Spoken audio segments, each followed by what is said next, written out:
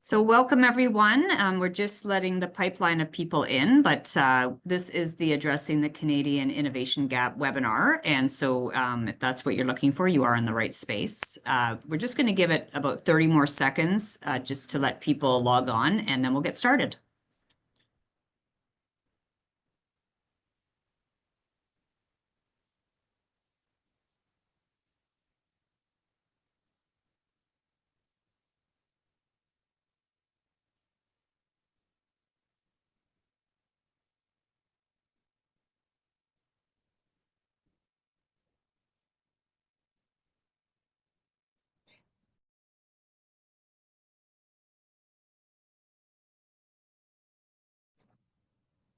All right, it looks like our pipeline is in, so just I'll repeat my welcome. So welcome everyone. This is the Addressing the Canadian Innovation Gap webinar.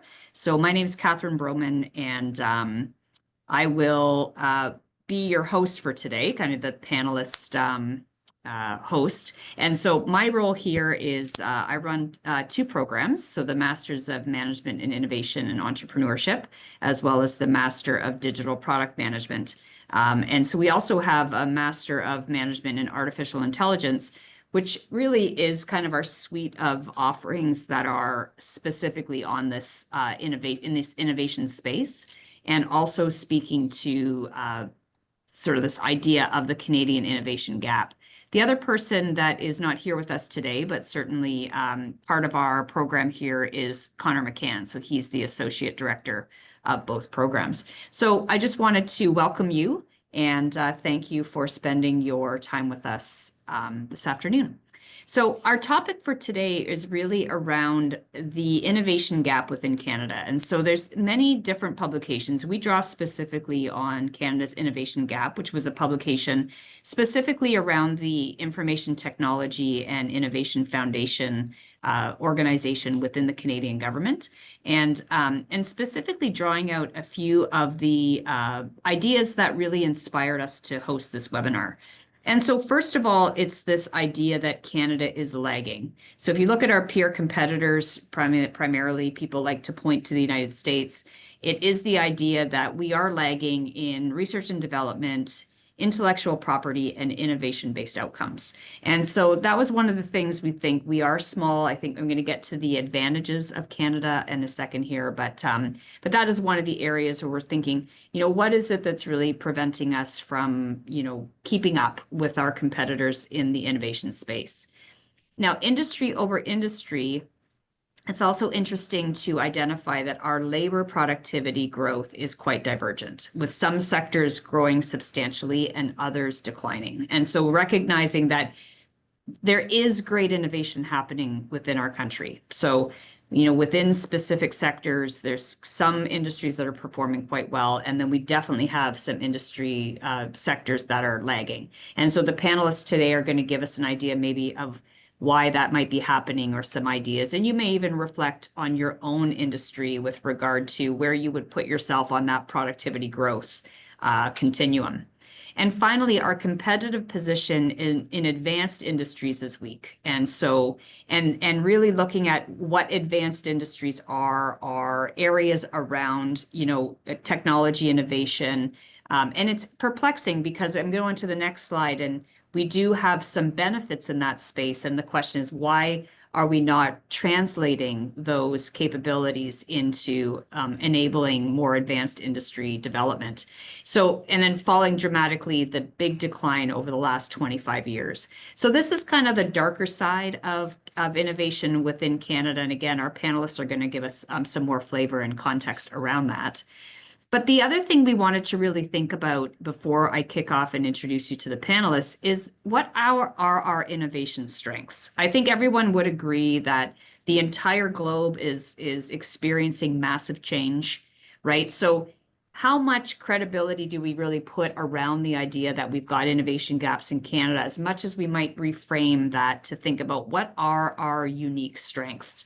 And I think the one that really highlights is the idea that we are a global leader in a lot of technology-enabled and AI development. So if you look at the Vector Institute in Toronto, we have Mila in Montreal.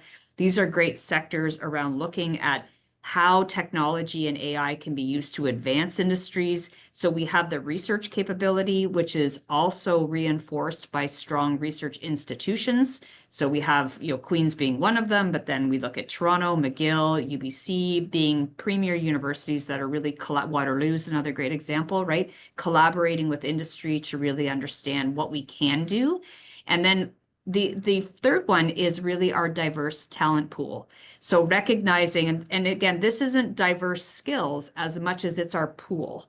So, if you look at even just our complement with regard to international people coming and wanting to work here, or, foreign investment with regard to people wanting to open up companies here, we do have a diverse talent pool, and we do have very strong government support within certain pockets of different industries. And that's why we thought, what great better than to, put a panel together to try and really help people understand what the opportunities and how to leverage these strengths in your own startups and your own entrepreneurship experiences. So before I get totally started, I want to make sure that people understand that this is both looking at corporate innovation capabilities as well as, entrepreneurship opportunities. And so the panelists have experience in both those areas.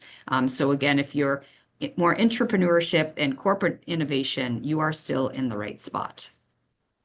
So I'm going to allow each of these individuals to introduce themselves. I just want to give you an idea of why we put this panelist together. So we were really looking for somebody who could speak to the idea, first of all, are the enablers of innovation proper. So, Cher really brings some ideas around a broader landscape, right? What is the innovation opportunities? In her case, how is the province helping, people within Ontario advance different ideas? And so we brought her on as the subject matter expert, really looking at the business development side as well as the commercialization opportunities once bringing your ideas into the market.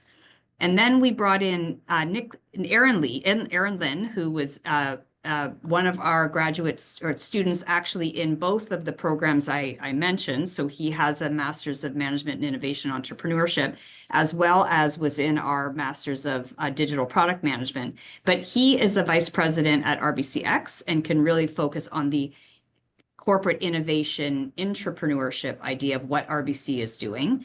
And then finally, we brought in our entrepreneur subject matter expert, Nicholas Lee, who is on our advisory board for our Master of Digital Product Management and can speak to you about his experience in his current company right now, FlipGive, but all of them have a story. And so if you don't mind, Cher, I think I'll start with you. And so as a start, could you just give an idea of kind of who you are and what your current role is within the Ontario Centre for Innovation? Yeah, well, thank you, Catherine, and thank you for this opportunity. Hello, everybody. I'm Cher Powers, and I am currently a Business Development and Commercialization Manager with Ontario Centre of Innovation, OCI for short, formerly OCE. So a lot of people still call us that, and you may know us, but as OCE. But we're a not-for-profit organization, not a government department or agency. We're a standalone entity. OCI, formerly OCE, has been around for about 37 years. And what we do is we provide support to startups and SMEs in Ontario who are creating new IP and technologies and trying to commercialize that. That was traditionally what OCE was all about. But then more recently, also, we have programs to help startups and SMEs, maybe not necessarily who are creating new IP and new technologies, but need to adopt technologies to modernize their processes, whether it be on the business end or the manufacturing end. And we do that in a couple of ways. We have non-dilutive grant funding programs, and we have 2 investment funds where we can invest directly into a company doing a pre-seed or a seed round raise. So lots going on. Most of our funding does come from the provincial government, but we do have some from FedDev as well. And yeah, I'm just happy to be here. My background is more in the area of chemtech and advanced materials, tech transfer and commercialization activities. And I will say I am local to the area from Napanee, very much integrated into the Kingston area ecosystem. Great. Thanks, Sharon. Over to Aaron. Really happy to be here. Like Catherine mentioned, my name is Aaron. So I'm one of the VP of early stage in RBCX, which is the tech innovation banking arm of RBC. So in a nutshell, me and my team, we take care about 500 top tier early stage startup in Canada. So when we say early stage, we mean pre-seed to Series A, that kind of range. So we put a lot of effort on how to help those startups refine go-to-market strategy, and then raising capital from institutional investor like venture capitalists. And for personal speaking, my experience is in three different package. I would say I was born in the banking world, so I have a really solid finance background. Also, a failed entrepreneur, have two startups that didn't work out before. Learned a tons from the mistake. Also work for B2B SaaS scale up in Canada on building a function for them, which led me to RBCX. So really happy to be here, and entrepreneurship is in the heart of my passion. So really looking forward to share the conversations. Great. Thanks, Aaron. And Nick. Hello, everybody. Nicholas Lee here. I'm the CTO and co-founder of FlipGive. I'm a bit of a serial entrepreneur, I guess. I started off early days of the internet, going back as far back as like 96, 97 period, building websites back then for places like IBM and doing consulting for a lot of sort of other technology companies and stuff like that. I got the sort of startup bug early on in the early 2000s, built sort of like a business to consumer sort of product, just as a little trial test. It was like a system where you can print out stickers that you can customize your phones and laptops with, and went through sort of like the whole entire experience from boom to bust within a 2 year period. So it was a really exciting sort of short stint, but I guess I caught the bug for entrepreneurship at that point in time. And so took that sort of experience and going through that whole process. And, at that time there was, I started really getting into and interested into the concept of B Corp, so sort of for-profit cause-based type of businesses. Then we started a sort of ad network, working with nonprofits across North America to serve ads that would actually raise money for charities. And then, there was a lot of change happening around that time in terms of how Google was changing the ad space, so that didn't work out either. And then moved on to building sort of solutions that effectively MarTech solutions for nonprofits. And through that experience, we learned a lot. And when we started building different products to go to market, what we realized is that there's a huge need in sort of the community fundraising space. So like sports teams and sports parents and stuff like that, as well as like scouts and other groups needed funding solutions. So that kind of led us to pivot into the ID concept of FlipGive, and that's a business that I've been running for the past 10 years or so. Happy to be here. Looking forward to the discussion.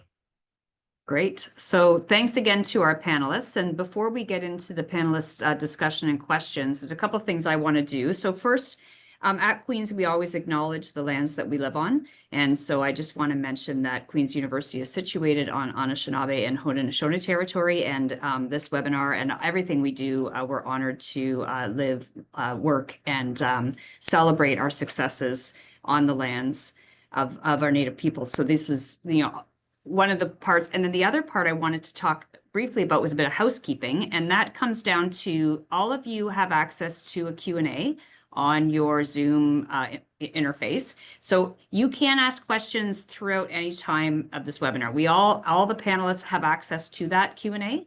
And so if you put a question in there, we'll either answer it live or we'll answer it. You can ask somebody directly in those and they can answer directly in typing a response. But please do use that to make this as interactive as possible.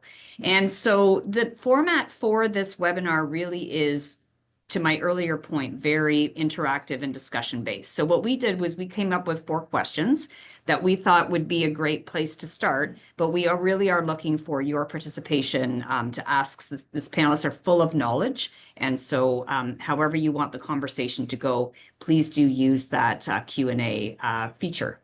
So to get started, what we wanted to do was really think about, and sort of the preparation that went into this. All of these panelists have what they call the turning point.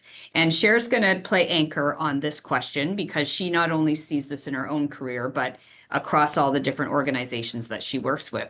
But the first question was, what was the turning point? Because we all know, for any of us involved in this space, entrepreneurship or even corporate innovation can be a real challenge. And so what was the turning point along the journey to success? Something that happened that really differentiated their career. And so I'm going to start with Nick, and then we're going to go Nick to Aaron, and then wrap up with Cher. So Nick, if you want to get started on this question.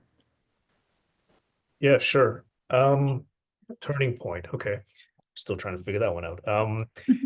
Well, with FlipGive, I can speak to, I guess, the turning point of that experience. For us, it was like when we were very early stage and we're still looking for that sort of product market fit before we started to scale.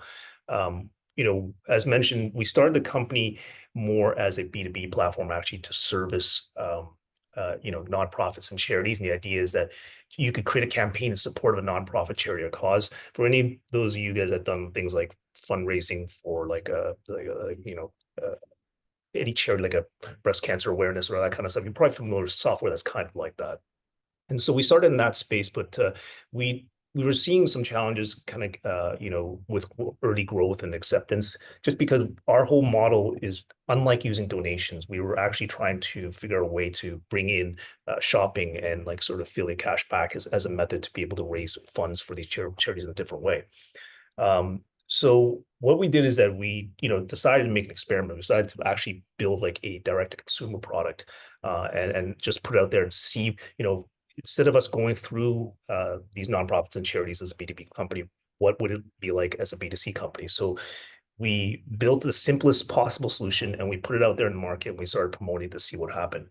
And what we saw, instead of people creating fundraisers for the charities and stuff like that, they actually chose not to support the charities. Instead, what we were getting are sports teams, community groups, people raising funds for a local park that they want to build and all that kind of stuff. So it was actually quite surprising to see that reaction that came back. And so as a result of that, we actually pivoted into that space. And timely enough, at the same time, we also happened to get accepted into like a startup, 500 startups, which is like sort of a global early stage startup investor / accelerator. And when we joined that group, they took us through sort of a boot camp, so to speak, to kind of help us learn about the mindset processes and the tools, as well as all the other things which allowed us to actually successfully pivot from this sort of B2B model to a B2C model successfully, and allow us to then start to look at growing and scaling the company. So I would say that period of approximately 6 months to a year was a pivotal to sort of the early growth stage of FlipGive. Great, thank you. Aaron. Yeah. First of all, this is a very kind question. I don't think there's any success in my journey, but happy to share some of the more mindset change moment for me, which kind of like switched to where I am right now, working in innovation economy. I think what made really impact on me was I remember back in the time when I was working at 2 startups at the same time, and that was the time when I first quit my relatively well-paid corporate job and then venture into the startup ecosystem, and then which broke my parents' heart at that time.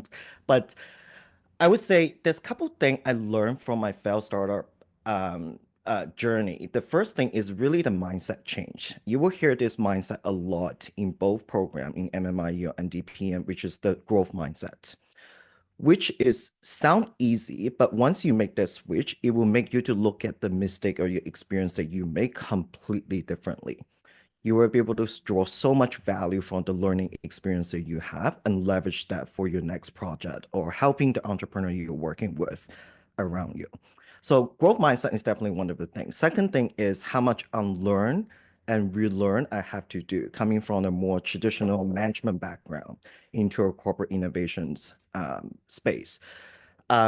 So I would say in the innovation space, the most important mindset change is instead of jumping into revenue model or producing number right away, a very first step foundation for us to do any innovation work, which is build up the product engines first, right? We need to speak to the user, develop what they're looking for, and then we build product on top of that. And then we can think about revenue engines, which is often missed from the traditional management standpoint. But I would say those 2 learning has contributed massive to my conversation and my current work with the founders. So yeah, that's my turning point.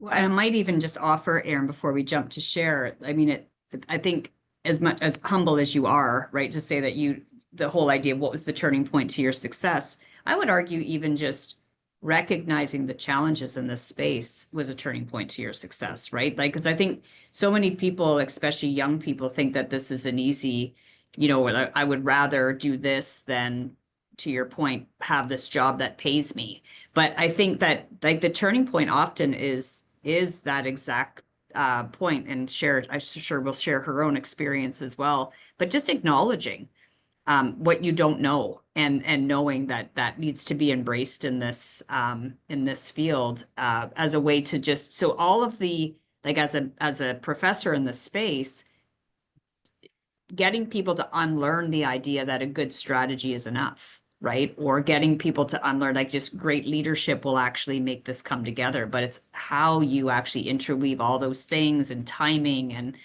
sometimes people say a little bit of luck, a little bit of getting in at the right, time when the environmental conditions are right, all those kind of things. So thank you for both for sharing your turning points. Now, Cher, over to you. What do you see both within your own career as well as other organizations that you work with?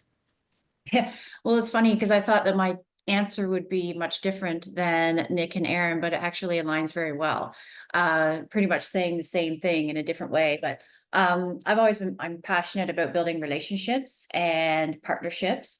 But I think what I never really realized, and I think what a lot of entrepreneurs and people scaling their companies don't realize, is the power of the innovation ecosystem, broadly in Canada, and then when you come down to Ontario, and then even in the regions.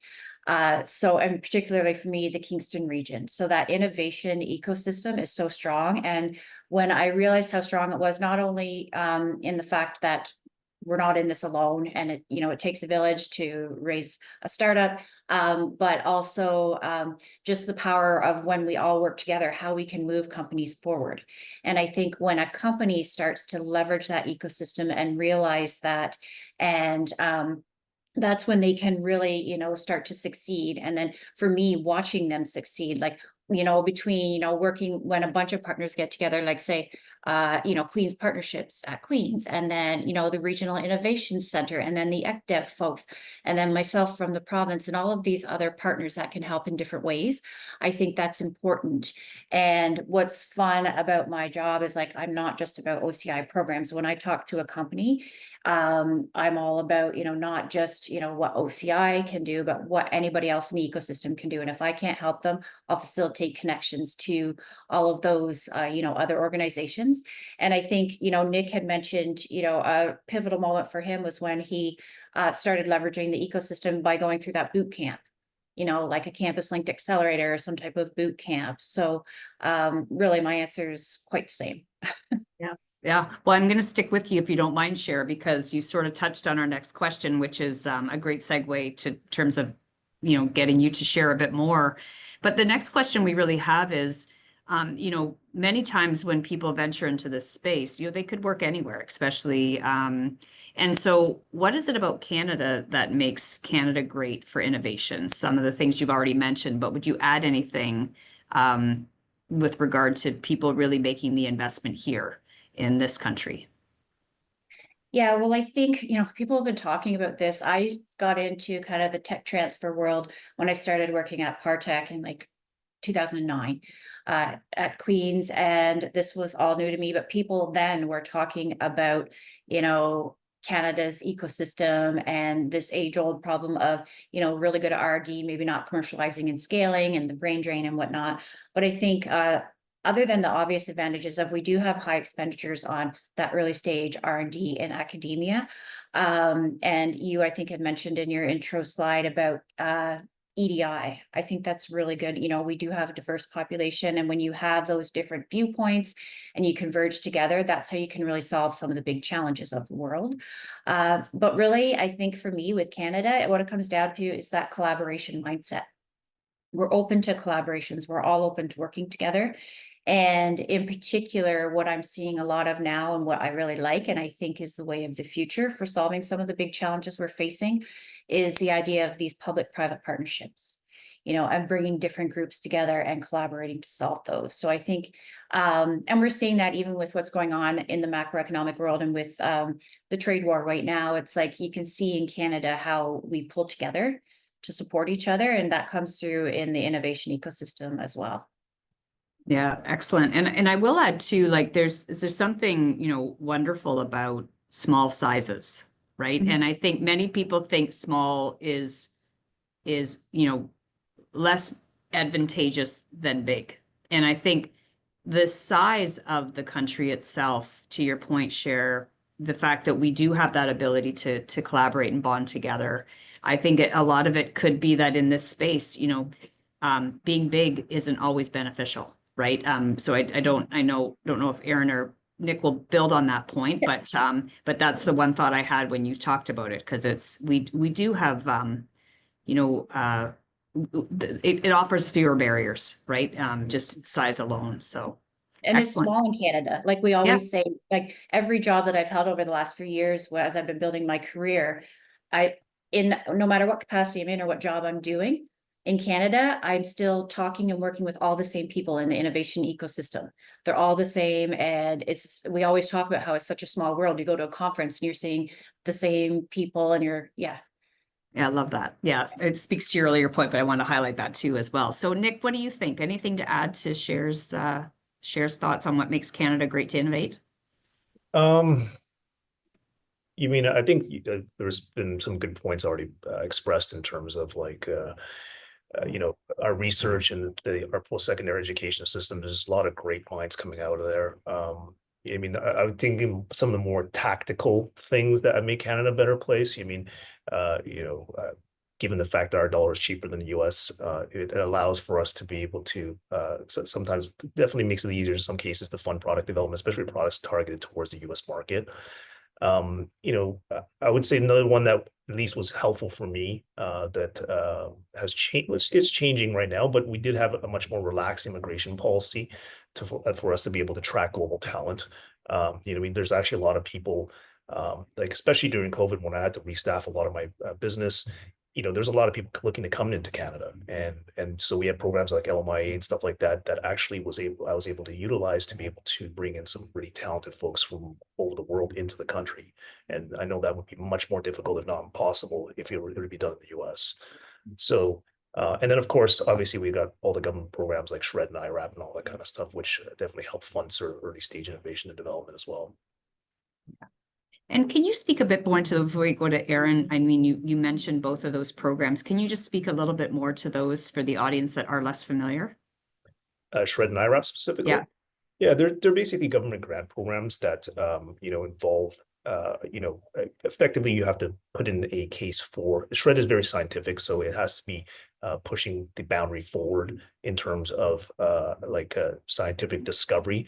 Now, it's not doesn't mean that you have to build a lab and things, so to speak. You just have to basically prove that what it is that you're doing it doesn't have readily commercial or available sort of products, and that you're doing something that's kind of pushing some sort of science forward, whether it be even in my case, which is building websites and products and tools and stuff like that. There are scaling challenges and other sort of technology issues that we run into that even might not, although they may not seem like scientific advancements, they still require sort of a sort of trial, test, and experiment sort of process to be able to determine if that this is a feasible way of doing business or feasible way of bringing something to market. So you can apply for these type of grants and get funding for that, regardless of sort of what stage of the company you are. So it works for both brand new companies as well as established companies as well. Great. Thank you, Nick. And so I just wanted to offer, it's funny, Cher talked about size, right? And I think oftentimes too, within Canada, we think, oh, the dollar, like I have two kids right now in the United States. So every time I wake up, I'm just like, oh, but at the same time, to Nick's point, sometimes these provide great opportunities, right? So you look at people looking to invest in Canadian ideas, and that's, our weak dollar. There's always a positive side to looking at that. So I appreciate that a lot. Now, before we go to Aaron, I do need to mention RBC, of course, operates both within Canada and the US. So he's likely going to talk a little bit less about what's specific to Canada because they operate in both worlds. But I think even just North America, Aaron, I mean, you could speak in general as to, what makes this a great place to innovate. Yeah, I think like being in Canada, one of the forever curse that we're going to face is we're going to be forever to compare with the US, which is the country in the South, right? When it comes to size, I think there's a huge misunderstanding around that. Depends on what type of business you want to build as well. If you want to build the next unicorn, next Shopify, next Google, absolutely, it's much better to raise VC capital from the South. But not all the business require that. Give you an example, like one of my friends, Sari, built a food tech company who is generating 6 million ARR without taking a dollar or a dime from VC. So when you take a look, this Canadian market is it's great for a lot of entrepreneurs doesn't want to build the next billion-dollar business and manage that. I think that's often get lost in translation. So I want to point that out a little bit. So what makes Canadian a great place to innovate? I think I will answer the question from three infrastructure. I think for innovation work to work, there's three resources we need to access to. The first one is talent.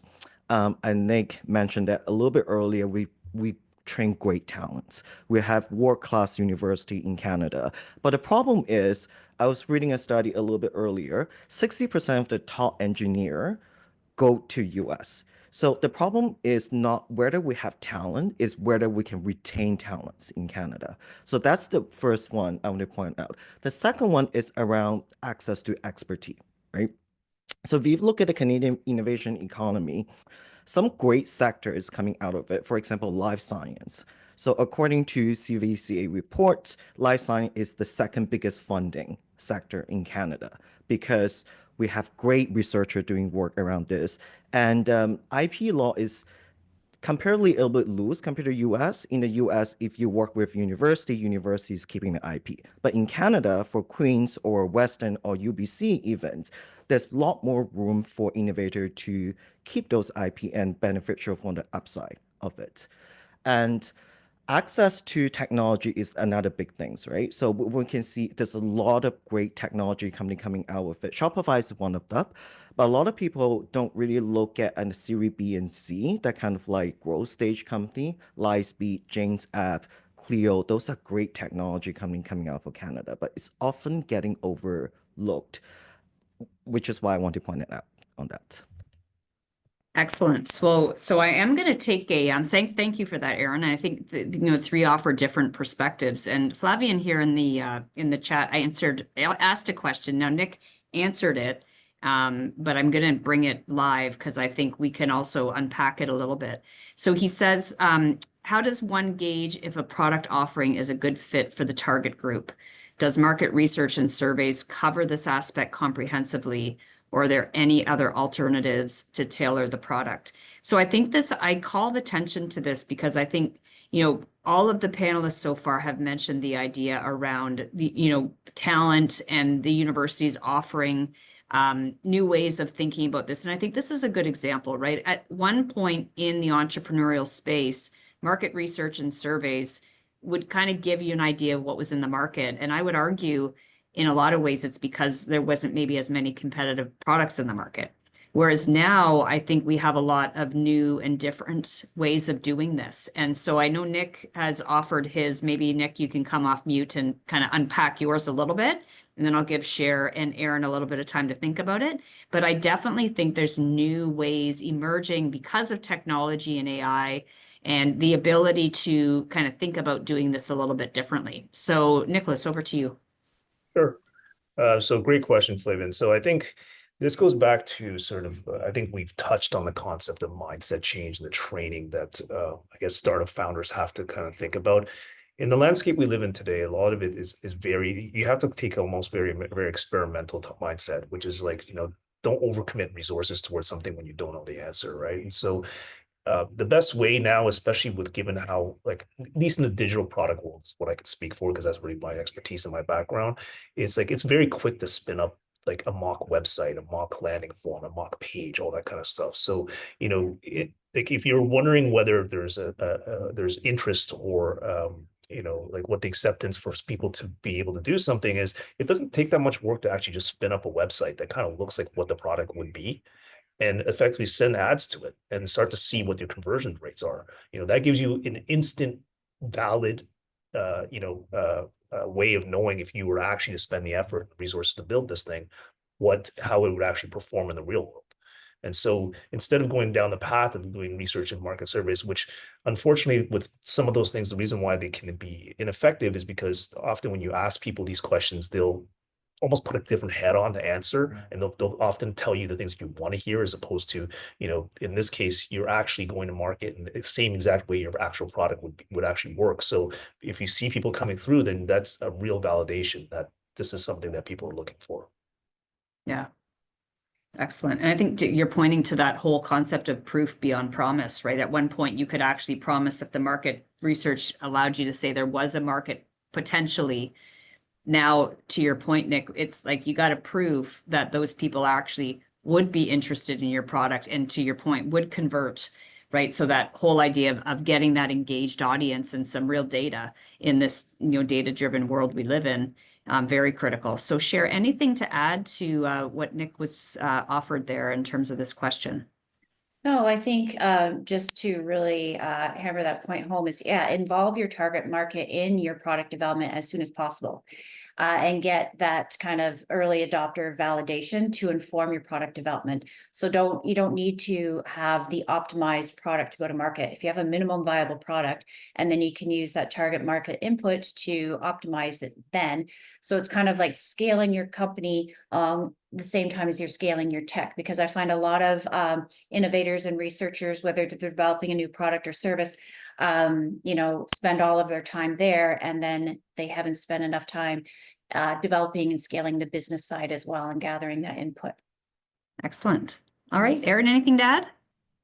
Yeah, absolutely. I just want to point out the previous concept I mentioned about product engine versus revenue engine we talk about. I think before we jump into the product market fit conversation, the first conversation we should be having is whether this is a problem solution fit. So this is where your design thinking, double diamond framework comes in, right? You need to stay very close to your user, build a feedback loop, not negative feedback, build a feedback loop to collect the feedback from user and refine your product. And should be a process that's non-stopping when you're building a startup.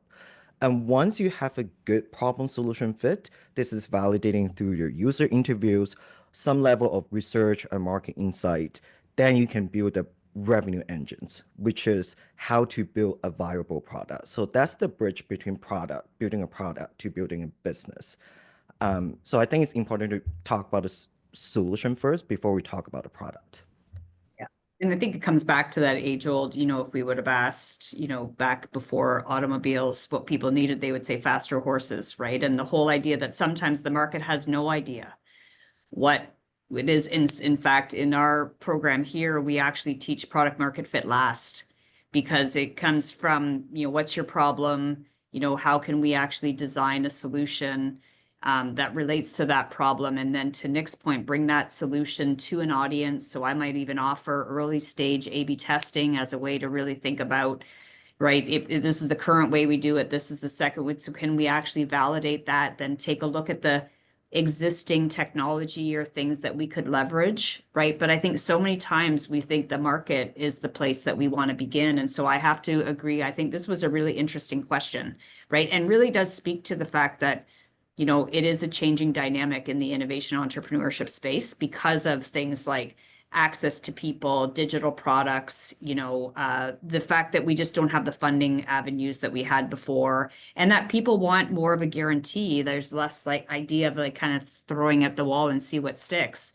It's that there's ways to do these sandboxing methods and A/B tests and different ways to actually get at some of these questions before you actually decide to make an investment. So excellent question. So that's exactly how this works. So Flavien, thank you again, because these are the types of conversations we want to have. We came up with 4 questions, and I always think the best, evidence of a great webinar is that you don't get through your canned questions. So people keep bringing in your questions. We'd love to answer them. So we are going to move a little bit on the different side of the narrative on this. We've talked about the great opportunities within Canada, but I really do think that we need to spend a little bit of time talking about what the challenges are. And recognizing, the current state of the economy and many other different challenges. And this can be like present. And so I do encourage panelists to say, like, right now I'm seeing this challenge, or I've been in this for 15 years and this is just a challenge that's not going away. So just give us a little bit of context as to how we're going to answer this. So if you don't mind, Aaron, we'll start with you and then we'll kind of work backwards. Yeah, for sure. I think one of the things I keep pointing out, this is such an interesting conversations.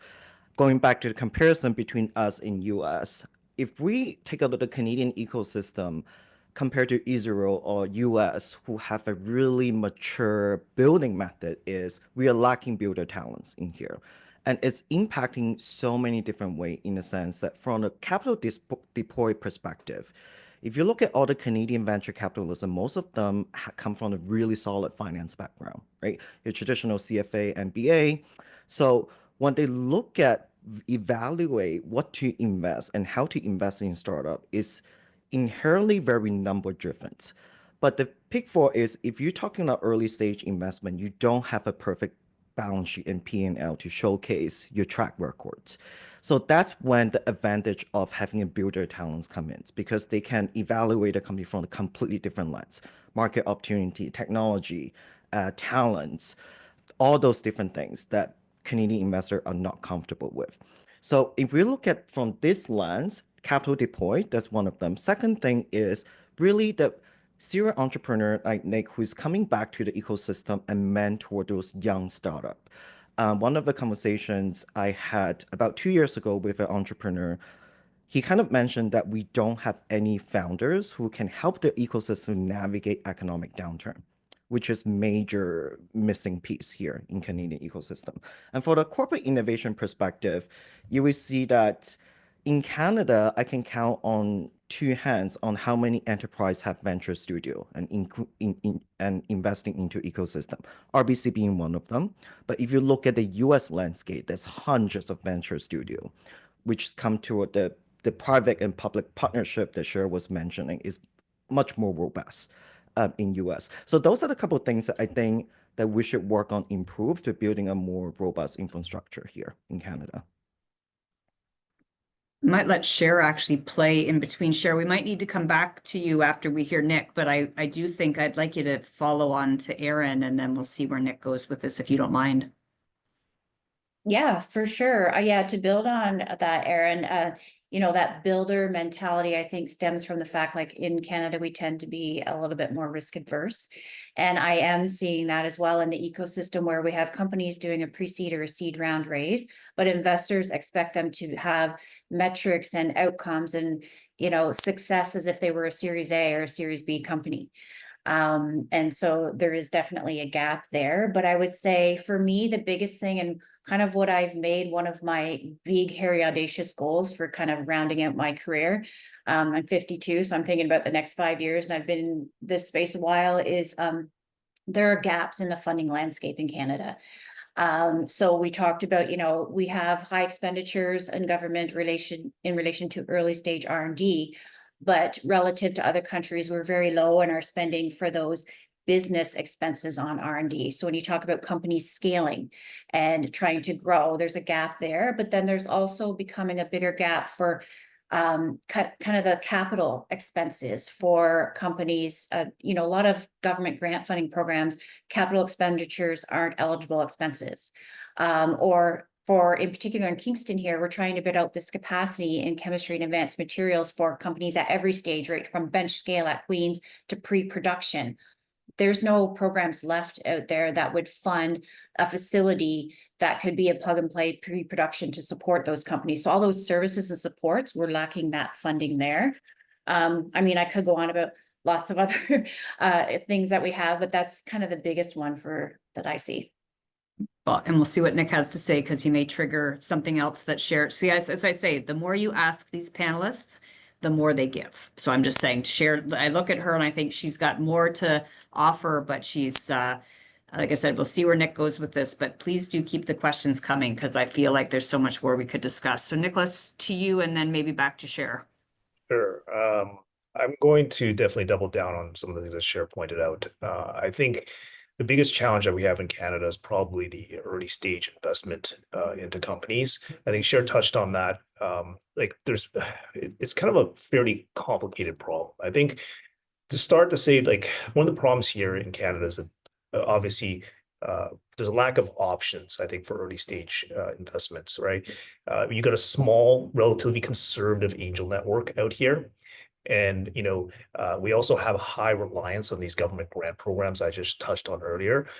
And I mean, the way to put this is that, like, I think the challenge with this is that when you have things like government grants or more conservative type of investors early on, there's a lot of scrutiny put on any dollar that's being given to the early stage startup. And when that scrutiny is applied, what ends up happening is you get underfunding to sort of what the objective is to complete the goal, because they're always, the more an investor looks at, what a company's trying to do, the more they're going to believe, well, if you hit this milestone, then we'll give you, that type of scenario kind of plays out, right? And especially with government grants, especially as well, even though it's kind of a double-edged sword. I said it's a good thing, but for early stage companies, I actually think it's a bad thing, right? And one of the reasons why is because when you're in early stage, your sole goal is to try to find something that works. And it's a bit of a creative experimental process. It's not a milestone process where you can easily say, like, by this month, I'm going to have this done, right? You have no idea whether you're like this close to the finish line or miles away from the finish line at early stage. And so the sort of funding ecosystem that we have here in Canada encourages more for like scaling companies or established companies that can create milestones that they can work towards. Doesn't work very well when there's an enormous amount of uncertainty involved, right?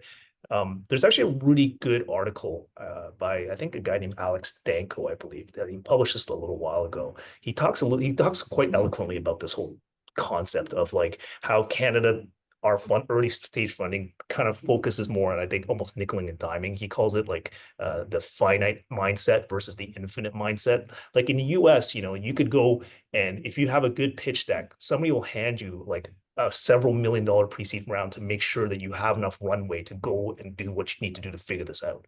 In Canada, that would be almost next to impossible to get, right? And the reason why, like, and given the cost of living here and everything else, it's like, well, you get distracted just trying to figure out how to make ends meet while you're working towards those things.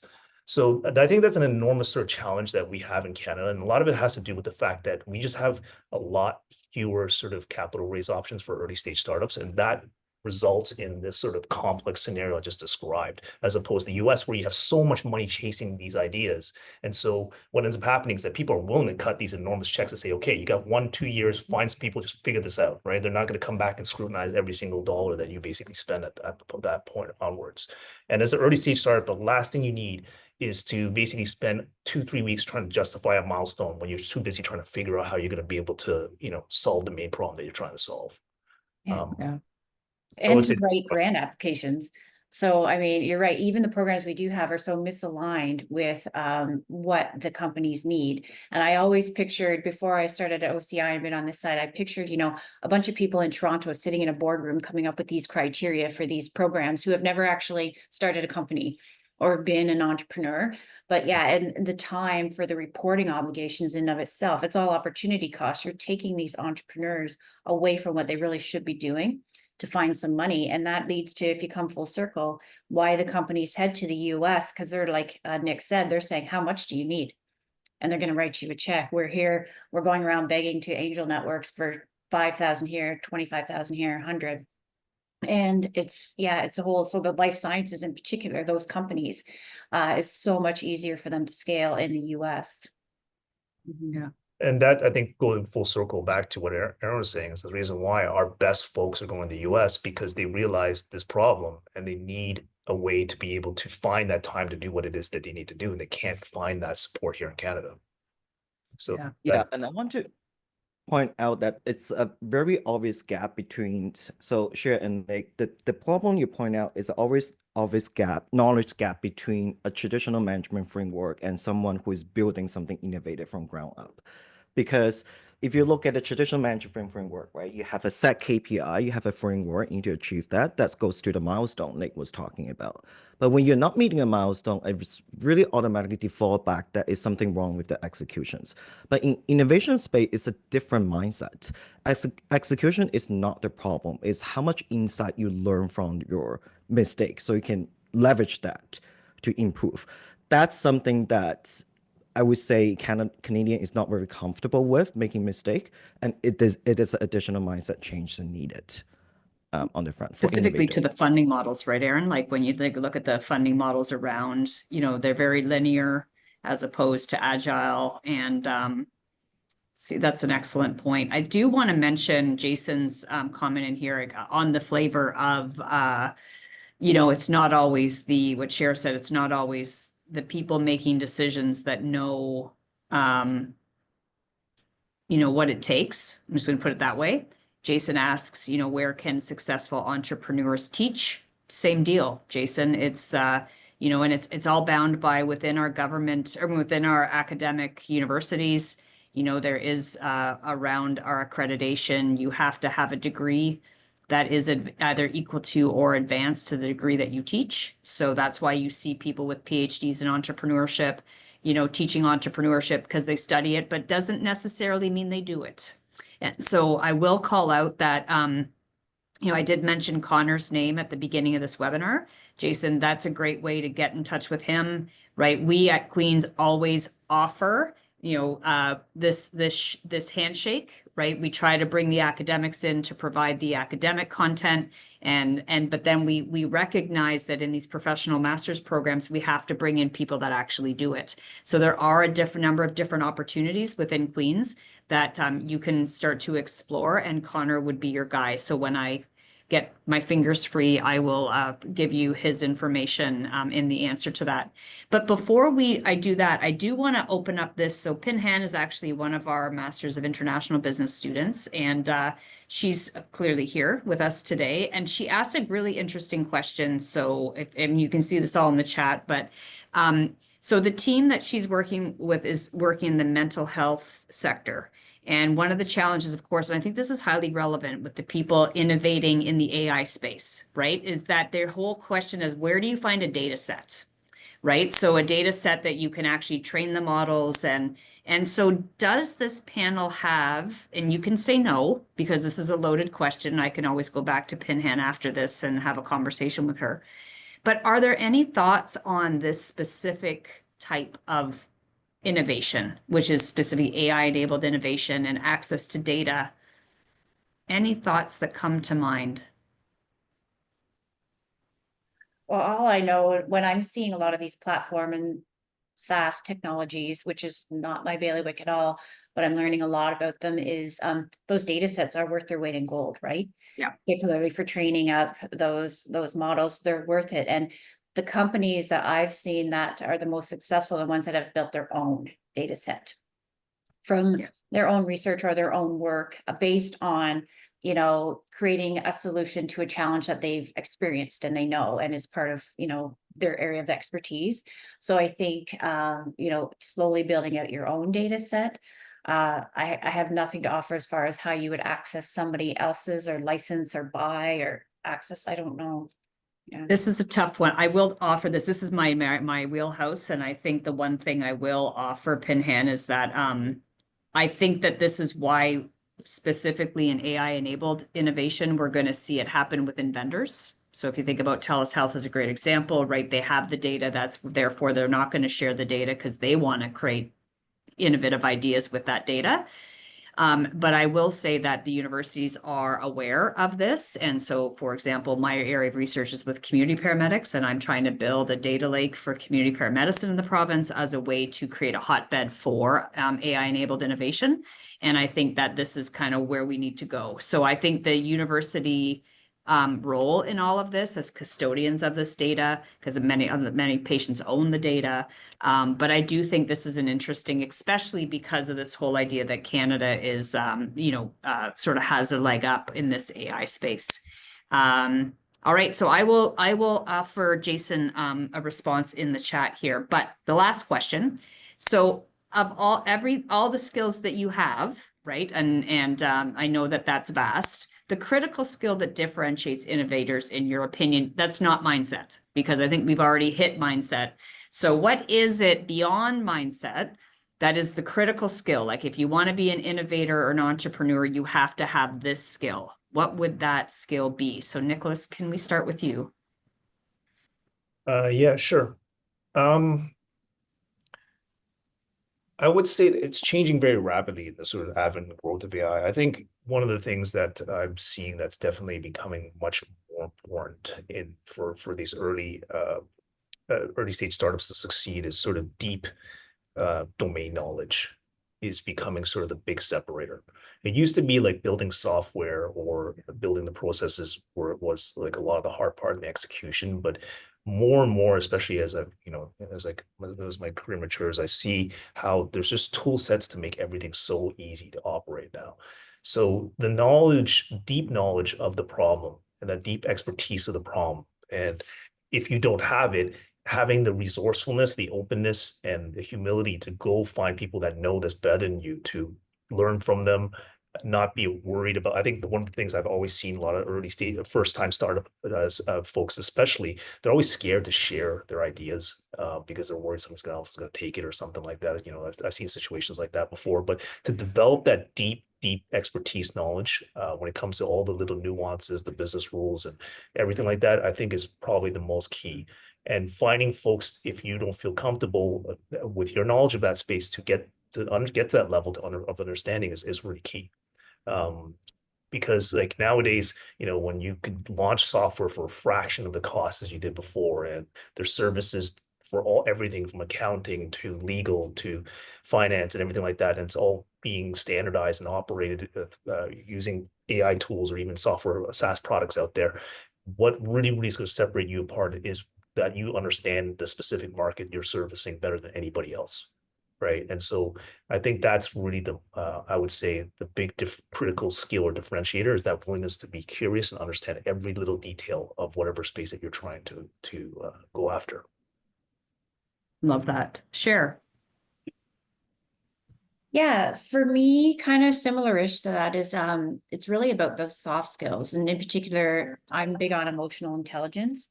So I find the entrepreneurs who are most adaptable and coachable, really, you know, those are good skills to have and they really succeed. And in relation to that means having strong active listening skills. So for me, there's a lot of people out there, and this is a problem not just in the entrepreneurship world or innovation, it's in general, the world. People are listening to respond and not listening to understand.